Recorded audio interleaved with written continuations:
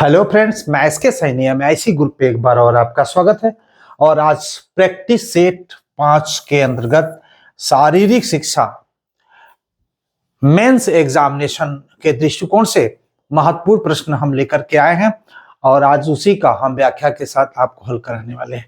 तो समय न गंवाते हुए हम चलते हैं डायरेक्ट कुछ ऐसे, जैसे हम हर वीडियो में आपको बताने का प्रयास करते हैं। ये मुख्य परीक्षा 200 अंक का होगा, जिसमें लघु उत्तरी 10 प्रश्न और विस्तृत उत्तरी आपका 10 प्रश्न। ये 125 शब्द 8 अंक के होंगे प्रति प्रश्न। ये 200 शब्द में 12 अंक का होगा प्रति प्रश्न और टोटल 200 और समय आपको मिलेगा 3 घंटा। मैं आपको बता दूं, जो मेंस एग्जामिनेशन अक्सर सभी परीक्षाओं में हमने देखा है कि सादे पेपर पे एकदम जो A4 साइज पेपर आता है ना, आप देखते होंगे जिसपे फोटो स्टेट कराते हैं बिना लाइन का, उसी तरह का पेज आपको बना बनाया मिलता है और उसमें प्रश्न लिखा होगा और एक जो डिस्टेंस मतलब वहां से दूरियां जगह दी गई होती उतने ही में आपको प्रश्न का उत्तर देना है। तो आप समझ जाइए कि आप प्रैक्टिस सेट आप जो कर रहे हैं घर पे, वो सादे पेपर पे आप करिए। और देखते हैं समय न गंवाते हुए हम प्रश्नों के तरफ। मेरा प्रश्न ऐसा नहीं है और ऐसा भी प्रश्न नहीं पूछता जिसके बारे में आप जानते नहीं हैं। एक सही मार्गदर्शन के अभाव में आपका प्रश्न छूट जाता है। जैसे लगता कि आप तो जानते हैं, लेकिन थोड़ा सा उसका गाइडलाइन जब मिल जाता है आपको, तो वही बहुत अच्छे तरीके से आप कर लेते हैं।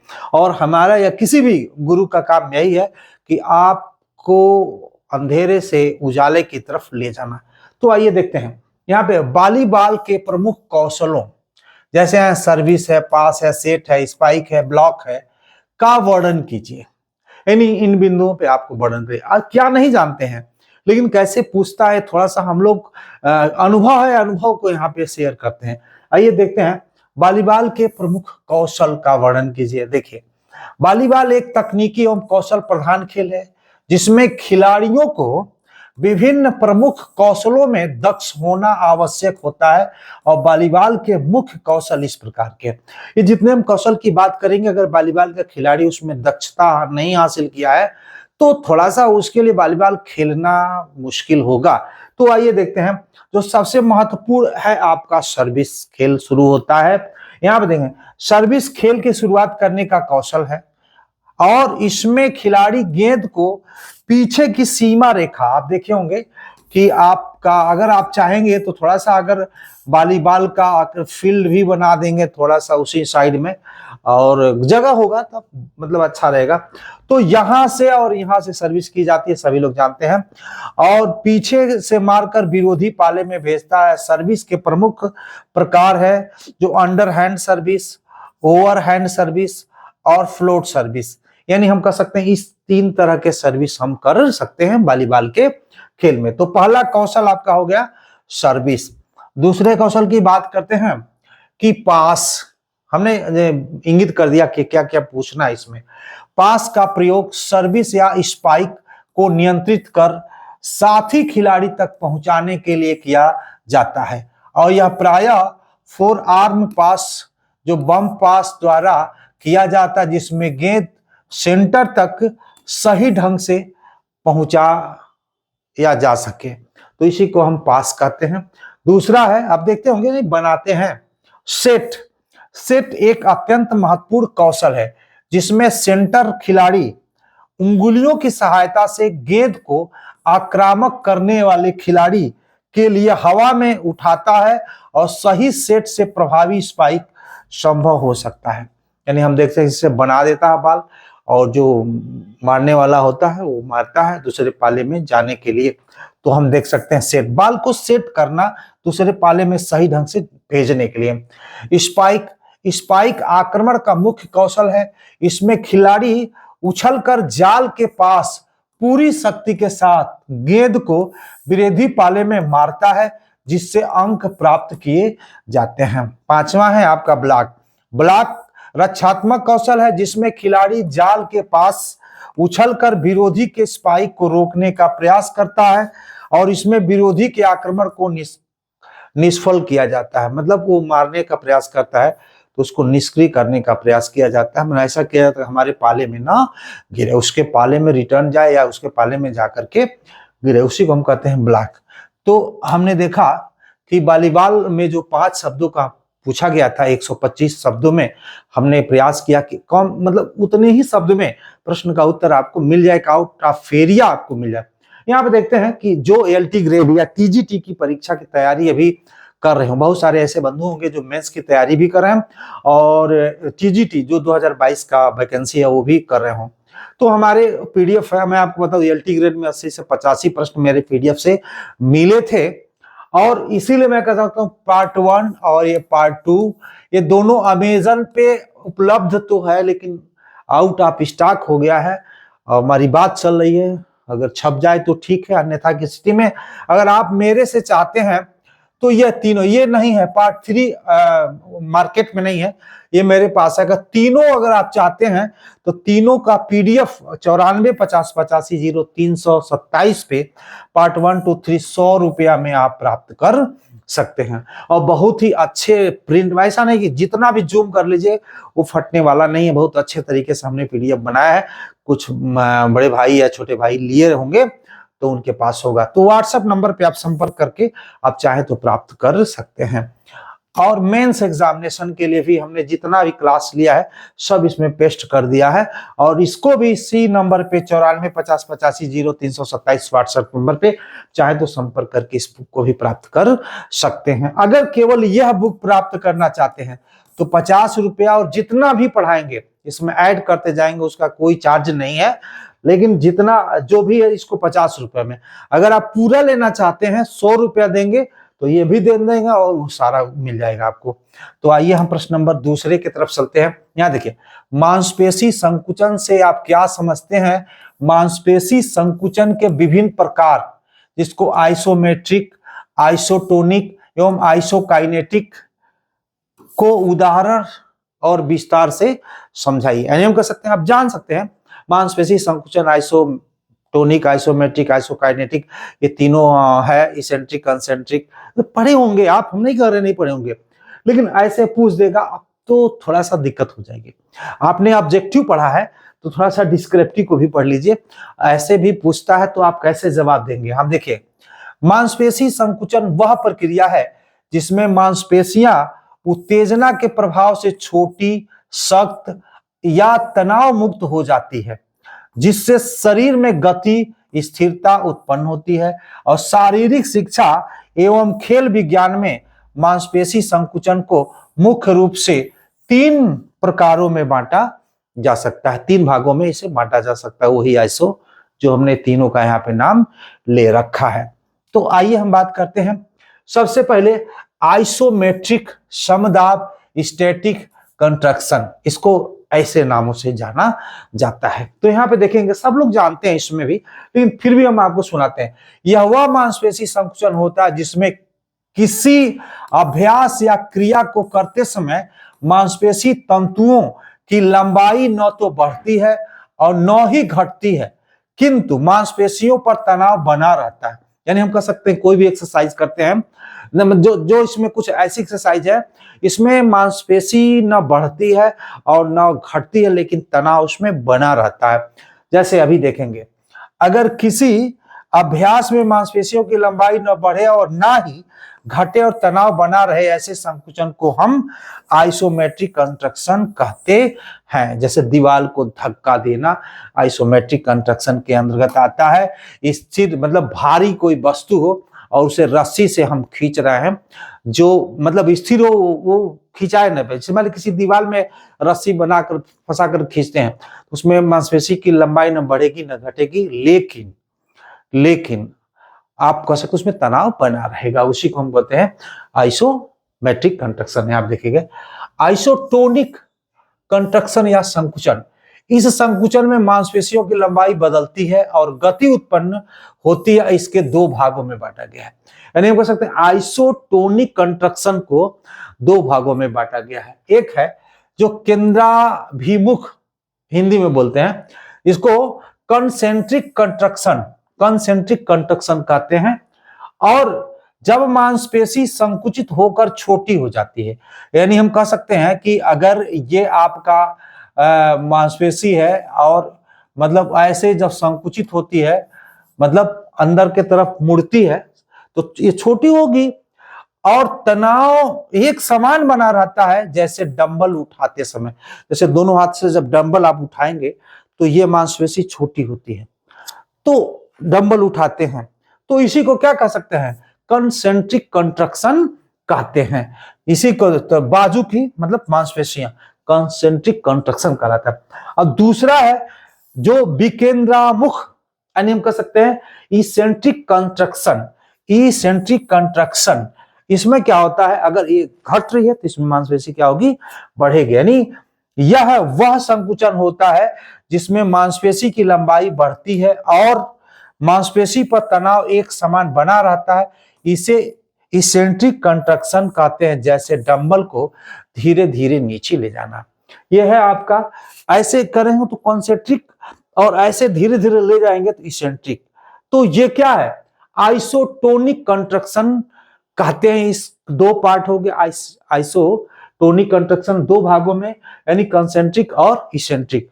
तो समझ में आ गया होगा कंसेंट्रिक क्या होता है और इसेंट्रिक क्या होता है, अगर पूछता है तो हमने दो को पूछ लिया। इसे हिंदी में समलंब भी बोलते हैं, इसीलिए हमने हिंदी का भी समावेश कर लिया। यह समवेगी आइसोकाइनेटिक कंट्रक्शन, संकुचन आइसोकाइनेटिक।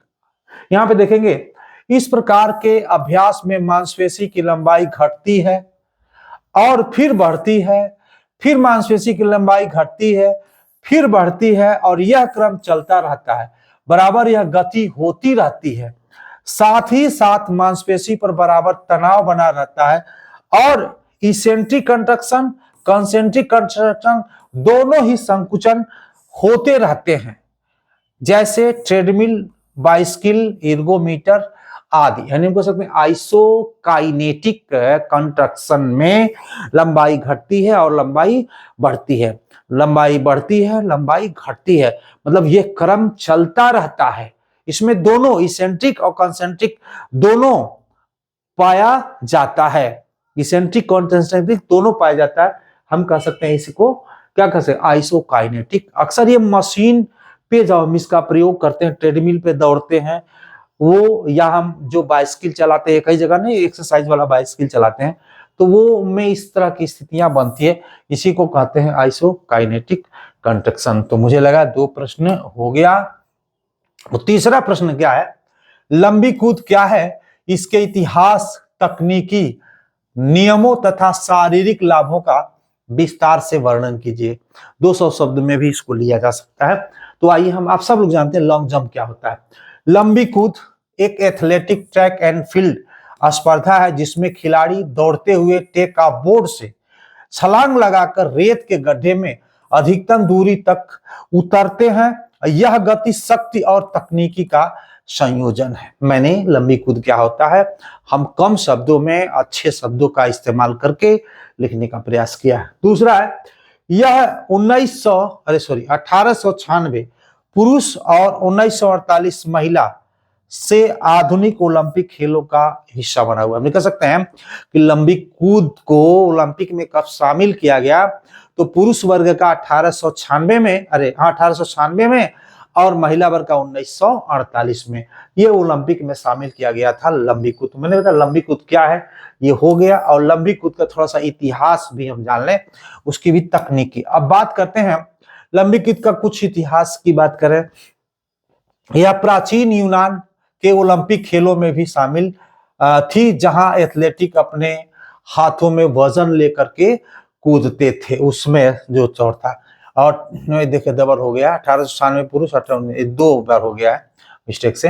अब देखिएगा लंबी कूद में पुरुष वर्ग का एक विश्व रिकॉर्ड की भी बात करते हैं, जो माइकल पावेल हैं, USA, United state of America के ये खिलाड़ी हैं। दूरी 8.95 मीटर लंबी छलांग लगाए हैं और अभी तक इनका रिकॉर्ड है।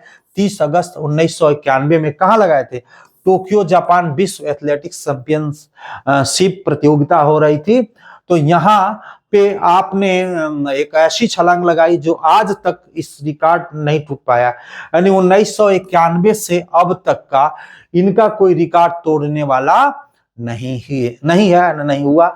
हो सकता है भविष्य में रिकॉर्ड बनते ही हैं तोड़ने के लिए। अब महिला हम देख सकते हैं विश्व रिकॉर्ड जो गालिना चिस्टियाकोवा, सोवियत संघ, रूस, यानी दूरी 7.52 मीटर और तारीख 11 जून 1988, स्थान जो लेनिनग्राद ऑफ सेंट पीटर्सबर्ग रूस में स्थित है। वहां पे आपके द्वारा ये जो विश्व रिकॉर्ड बनाया गया था लंबी कूद में, अभी तक किसी महिला के द्वारा इस रिकॉर्ड को भी नहीं तोड़ा गया है, जो लगातार इनका। अब देखते हैं थोड़ा सा, हमने लंबी कूद का एक डायग्राम बना दिया है, जो यहाँ पे देख सकते हैं कि जो ये पीठ होती है 9 या 10 मीटर की होती है और 2.75 से 3 मीटर ये चौड़ाई होती है, यानी हम कह सकते हैं 9 से 10 मीटर। अक्सर आपको 9 मीटर देखने को मिलेगा, बहुत सारी बुक में 9 से 10 मीटर भी देखने को मिलेगा। तो जो आपको अगर नहीं पूछता है, 9 ऑप्शन देता है तो 9 मीटर डालेंगे। अगर ऑब्जेक्टिव की बात करते हैं तो ये जो है 1.22 मीटर का होता है। और यहाँ पे जो टेक ऑफ बोर्ड होता है, टेक ऑफ बोर्ड जो इंडिकेटर भी इसमें होता है, तो टेक ऑफ बोर्ड की भी जो लंबाई है 1.22 मीटर होता है, क्योंकि इसकी भी चौड़ाई 1.22 मीटर होता है। और इसमें क्या होता है, जो इसकी जो चौड़ाई होती है, इसकी जो चौड़ाई होती है वो 20 सेंटीमीटर होती है और इसकी जो मोटाई होती है, इसकी जो मोटाई होती है वो 10 सेंटीमीटर होती है। आप जानते हैं, इसमें कहीं दिक्कत नहीं है। और ये 7 मिलीमीटर जो प्लास्टीन इंडिकेटिंग जो बोर्ड है वो इसकी ऊंचाई हो जाती है, इससे 7 ऊंचा होता है, जो व्हाइट वाला बोर्ड से होता है। तो इस तरह से हम देखें थोड़ा सा लंबी कूद का, यहाँ पे एक फील्ड भी हमने आपको बताया। यहाँ पे लंबी कूद की तकनीकी हम 4 चरणों की बात करते हैं। रनअप, यानी हम कह सकते हैं खिलाड़ी लगभग 40 मीटर तक तेजी से दौड़ते हुए अधिकतम गति प्राप्त करते हैं, ताकि छलांग के लिए गतिज ऊर्जा यानी मोमेंटम बने। यानी 35 से 40 मीटर दूर से दौड़ते हुए वो आता है, उसे रनअप कहते हैं, उसे रनअप कहते हैं। और वो दौड़ करके वो कूदने का प्रयास करता है। दूसरा है टेक ऑफ। टेक ऑफ यानी बोर्ड के किनारे पर पैर रख करके, बोर्ड पे नहीं, बोर्ड से पहले खिलाड़ी अपनी गति को ऊर्ध्वाधर, जिसको हम वर्टिकल कहते हैं, और क्षैतिज हॉरिजॉन्टल बल में बदलते हुए, जिससे हवा में उछाल मिलता है, उसी को हम कहते हैं टेक ऑफ बोर्ड। और हवा में उड़ान, हवा में शरीर को नियंत्रित रखने के लिए सेल, हैंग या हिचकिक तकनीकी का उपयोग किया जाता है, इसी को कहते हैं जो हवा में उड़ान। तो ये 3 तकनीक हो गई। और चौथे तकनीक की भी हम बात कर लेते हैं, लैंडिंग।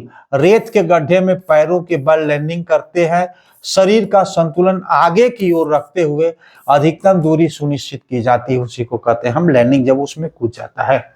मुख्य नियम, टेक ऑफ बोर्ड के किनारे से आगे पैर जाने पर फाउल, यानी जो टेक ऑफ बोर्ड बना हुआ है, यहां से कूदना अगर यहाँ पे गया तो वो फाउल माना जाएगा। दूरी टेक ऑफ बोर्ड के अगले किनारे से रेत में शरीर द्वारा बनाए गए निकटतम निशान से मानी जाएगी। तीसरा, खिलाड़ी को 3 प्रयास मिलते हैं, सर्वश्रेष्ठ कूद को गिना जाता है, जिसमें सबसे अच्छा जो तीनों में से आपका दूरी होता है उसी को गिना जाता है, काउंट किया जाता है। लैंडिंग के बाद पीछे की ओर गिरने पर दूरी कम मापी जा सकती है, यानी अगर लैंडिंग से मैं गिर गया पीछे तो जहां आपका पीछे वाला हिस्सा वहां से नापा जाता है। ये सब जानते हैं, ये सब चीजें बताने की जरूरत नहीं है, आप सब जानते हैं, लेकिन एक मार्गदर्शन है कि क्या किस तरह से हमको लिखना है, क्या क्या उसमें आ सकता है। तो इस तरह से हमने देखा। अगर आप मेरे चैनल पर नए बने हो तो एक लाइक्स तो बनता है, लाइक जरूर करिए, शेयर करिए या ना करिए। धन्यवाद।